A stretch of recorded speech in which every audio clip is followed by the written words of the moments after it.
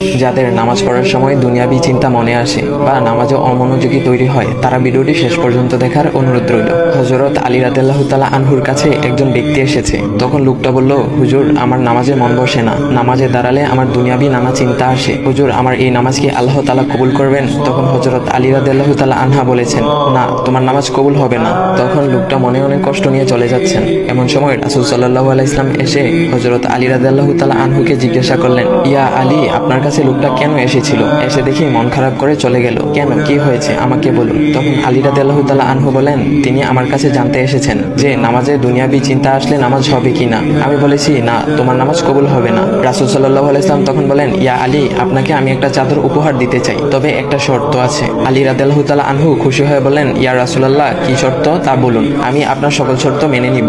বুঝতেই তো পারছেন রাসূল সাল্লাল্লাহু আলাইহি ওয়াসাল্লামের চাদর বলে কথা। তখন রাসূল সাল্লাল্লাহু আলাইহি ওয়াসাল্লাম বললেন, ইয়া আলী, আপনি যদি এই মুহূর্তে 2 রাকাত নামাজ একনিষ্ঠভাবে পড়তে পারেন দুনিয়াবি সকল চিন্তা দূর করে, তাহলে আমি আপনাকে সেই চাদরটি উপহার দেব। আলী রাদিয়াল্লাহু তাআলা আনহু বলেন, এটা তো সাধারণ ব্যাপার। আলী রাদিয়াল্লাহু তাআলা আনহু তখন নামাজে দাঁড়িয়ে গেলেন আর তিনি নামাজ পড়তে শুরু করলেন। এমন সময় তার মনের মধ্যে শুধু ভাবনা চিন্তা আসতে শুরু করলো, আচ্ছা, আমাকে যে রাসূল সাল্লাল্লাহু আলাইহি ওয়াসাল্লাম যে চাদরটা দিবেন সেটা কি ফাতিমার চাদর নাকি রাসূল সাল্লাল্লাহু আলাইহি ওয়াসাল্লামের? আচ্ছা, চাদরখানা দেখতে কেমন হবে?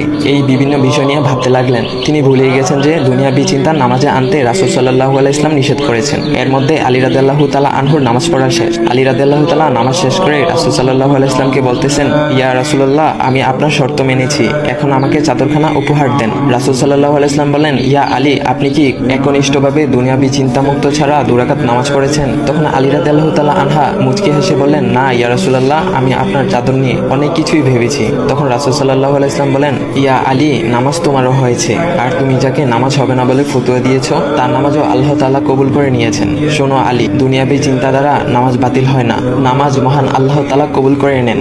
সকল ফরজ নিয়ম কানুন মেনে নামাজ পড়লে নামাজ হবে ইনশাআল্লাহ। তবে আমাদের সকলের উচিত নামাজ আদায় করার সময় একমাত্র আল্লাহকে স্মরণ করে নামাজ আদায় করা। নামাজে দাঁড়ালে দুনিয়াবি চিন্তা মাথায় আসে, এটা শয়তানের একটা ফাঁদ। আল্লাহ তাআলা আমাদের সকলকে শয়তানের কুমন্ত্রণা থেকে হেফাজত রাখুক এবং সঠিকভাবে মনোযোগের সাথে নামাজ আদায় করার মতো তৌফিক দান করুক। সবাই বলি আমিন।